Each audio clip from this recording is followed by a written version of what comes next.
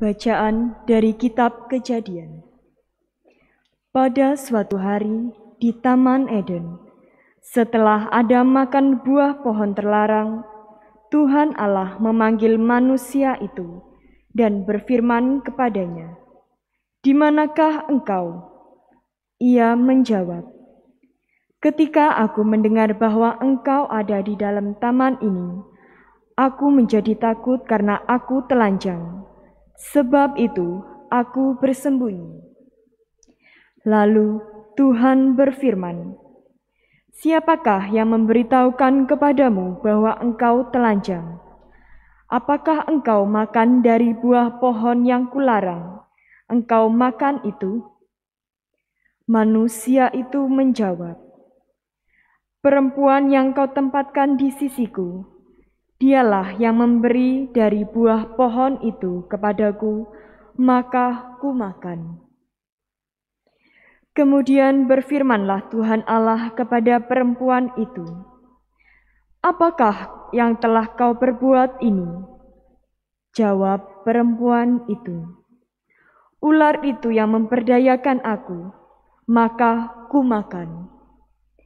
Lalu berfirmanlah Tuhan Allah kepada ular itu, "Karena engkau berbuat demikian, terkutuklah engkau di antara segala ternak dan di antara segala binatang hutan. Dengan perutmulah engkau akan menjalar, dan debu tanahlah akan kau makan seumur hidupmu. Aku akan mengadakan permusuhan antara engkau dan perempuan ini, antara keturunanmu dan keturunannya. Keturunannya akan meremukkan kepalamu, dan engkau akan meremukkan tumitnya." Manusia itu memberi nama Hawa kepada istrinya, sebab dialah yang menjadi ibu semua yang hidup. Demikianlah sabda Tuhan. Syukur kepada Allah.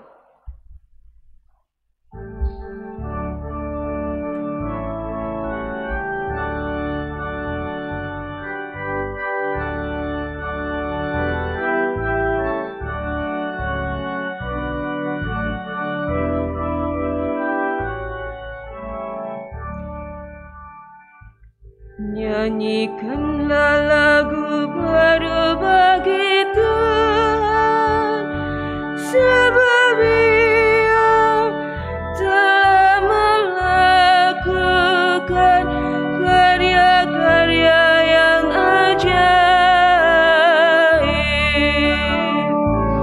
Nyanyikanlah lagu baru bagi Tuhan, sebab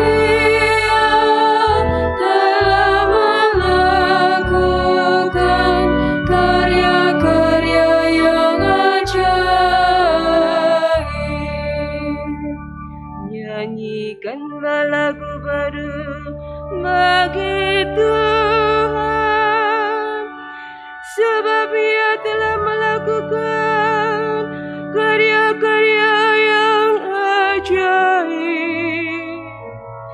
Keselamatan telah dikerjakan oleh tangan kanannya, oleh lengannya yang kudus. Nyanyikanlah lagu baru bagi Tuhan, sebab Ia telah melakukan karya-karya yang ajaib.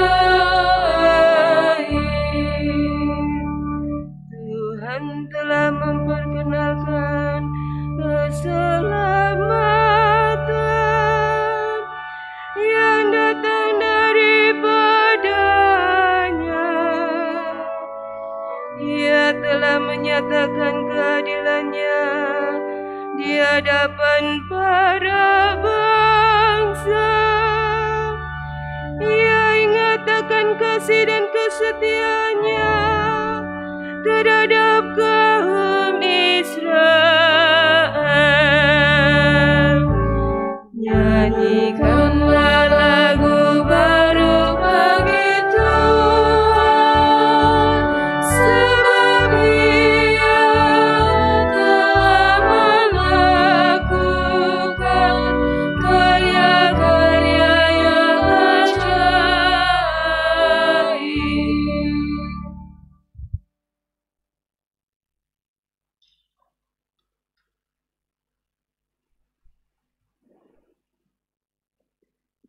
Bacaan dari surat Rasul Paulus kepada jemaat di Efesus.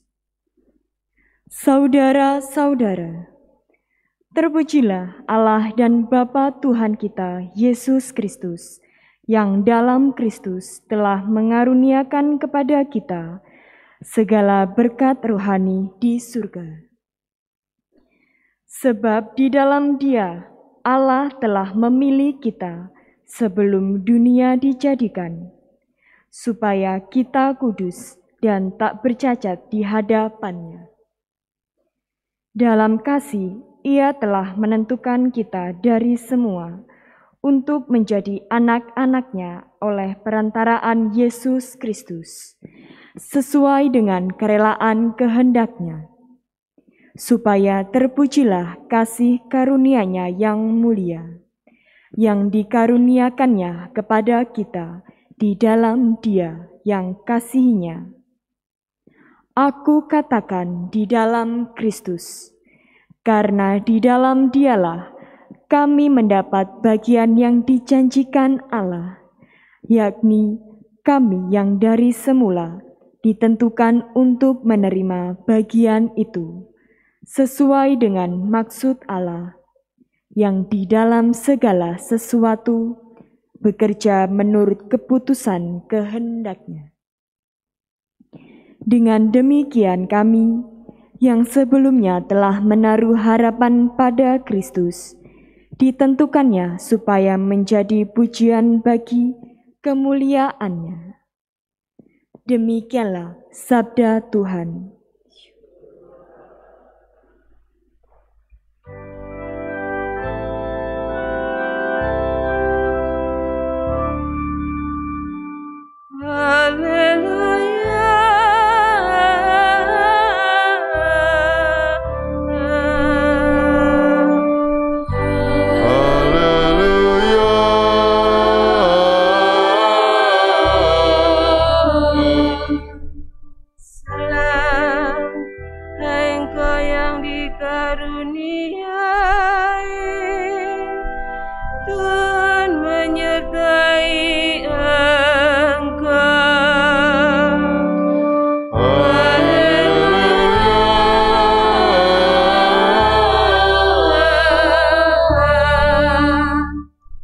Tuhan bersamamu dan bersama rohmu. Inilah Injil suci menurut Santo Lukas.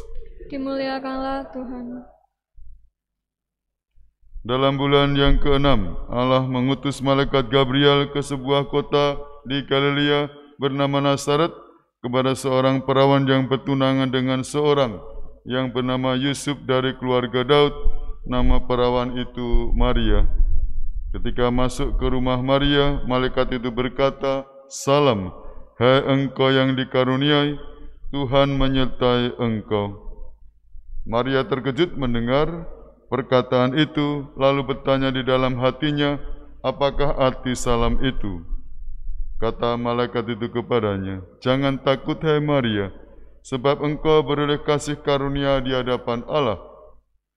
Sesungguhnya engkau akan mengandung dan akan melahirkan seorang anak laki-laki, dan hendaklah engkau menamai dia Yesus. Ia akan menjadi besar dan akan disebut Anak Allah yang Maha Tinggi. Dan Tuhan Allah akan mengaruniakan kepadanya tahta Daud, bapa leluhurnya. Ia akan menjadi raja atas kaum keturunan Yakub sampai selama-lamanya, dan kerajaannya tidak akan berkesudahan." Kata Maria kepada malaikat itu, "Bagaimana hal itu mungkin terjadi, karena aku tidak bersuami?" Jawab malaikat itu kepadanya, "Roh Kudus akan turun atasmu, dan kuasa Allah yang Maha Tinggi akan menaungi engkau. Sebab itu anak yang akan kau lahirkan itu akan disebut kudus, Anak Allah. Dan sesungguhnya Elisabet sanakmu itu, ia pun sedang mengandung seorang anak laki-laki pada hari tuanya, dan inilah bulan yang ke-6 bagi dia yang disebut mandul itu. Sebab bagi Allah tidak ada yang mustahil." Maka kata Maria, "Sesungguhnya aku ini adalah hamba Tuhan, terjadilah padaku menurut perkataanmu itu." Lalu malaikat itu meninggalkan dia. Demikianlah sabda Tuhan. Pujilah Kristus. Romo, Bapak, Ibu, dan Saudara, saudariku seiman dalam Kristus, hari ini kita merayakan Santa Perawan Maria dikandung tanpa noda. Ini menjadi dogma, jadi ajaran iman yang harus kita percaya. Ada 4 dogma Maria yang penting. Yang pertama, Maria adalah Bunda Allah. Yang kedua, Maria dikandung tanpa noda. Maria diangkat ke surga dengan jiwa dan badannya. Yang keempat, Maria tetap perawan. Ini sulit ya, tapi lihat realitas yang pada diri Maria. Maria Bunda Allah, Maria dikandung tanpa noda, Maria diangkat ke surga dengan jiwa dan badannya. Ini karunia Allah pada diri Maria yang dipilih dari sekian perempuan untuk menjadi Bunda Penebus. Menarik dalam percakapan Malaikat Gabriel dengan Maria, sampai kepada akhirnya kesimpulan kesediaan Maria menjawab iya atas tawaran untuk menjadi Bunda Penebus dengan satu kalimat yang terkenal dalam bahasa Latin, Ecce ancilla Domini, fiat mihi secundum verbum tuum. Kawula abdining Allah, sendika ing dawuh dalem basa Jawa. Aku ini hamba Tuhan, jadilah padaku menurut perkataanmu. Satu kata, ya. Tidak gampang untuk menjawab iya. Acap kali kita berpikir ya, karena kita punya kehendak bebas ya. Maria sempat juga bertanya, tapi akhirnya dia menjawab iya. Kesediaan menjawab panggilan Tuhan inilah yang menjadi contoh bagi kita sebagai orang Kristen menanggapi karunia yang diberikan Allah kepada kita. Juga dalam realitas kehidupan sehari-hari acap kali kita mendapat tawaran, atau mungkin juga tugas perutusan, atau mungkin juga pemulihan, atau mungkin dalam rekonsiliasi di masa Advent ini, ya, atau di masa pandemi kita menghadapi harus ambil keputusan. Bagaimana kita bekerja sama dengan Allah? Mau menjawab ya, ya, aku mau. Wah, ini kalau sudah ya, segalanya terjadi. Bayangkan, kita tidak bisa membayangkan ya, kalau Maria menjawab tidak. Waduh, sudah. Tapi syukur pada Allah, Maria menjawab iya. Semoga jawaban Maria menjadi juga jawaban kita sebagai orang Kristen dalam realitas bekerja sama dengan Allah. Dalam aneka tugas perutusan kita, skala kecil, skala besar, ya, semoga kita kedapatan menjawab iya. Kata-kata yang sederhana tapi bisa mengubah dunia. Kata-kata yang sederhana, kesanggupan hal yang kecil-kecil yang bisa juga mengubah diri kita menjadi lebih baik. Masa Advent adalah masa petobatan, masa pembaharuan diri. Anda mau dibaharui oleh rahmat Tuhan atau tidak? Nah, kalau mengatakan ya, terjadilah seperti dialami Maria.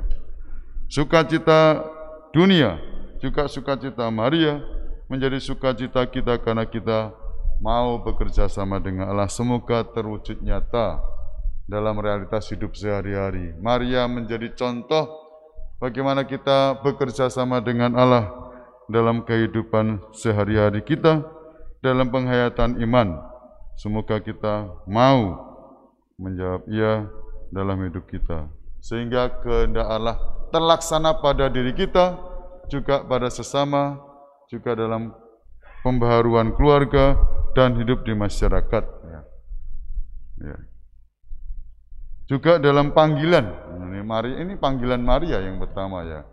Kaum muda, Anda juga dipanggil ya dalam tugas perutusan skala besar ya. Apakah Anda mau menjawab panggilan Tuhan?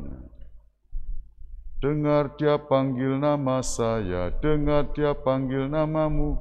Jawabannya apa? Ku jawab iya, iya, iya. Nah, kalau menjawab iya, bisa terjadi. Ku jawab iya, iya, iya. Ku jawab ya Tuhan. Ku jawab ya Tuhan. Ku jawab ya, ya, ya. Nah, siap menjawab ya?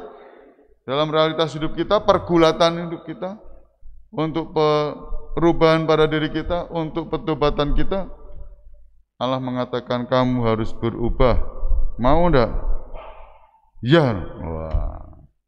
Katalah menyertai kita semua. Amin.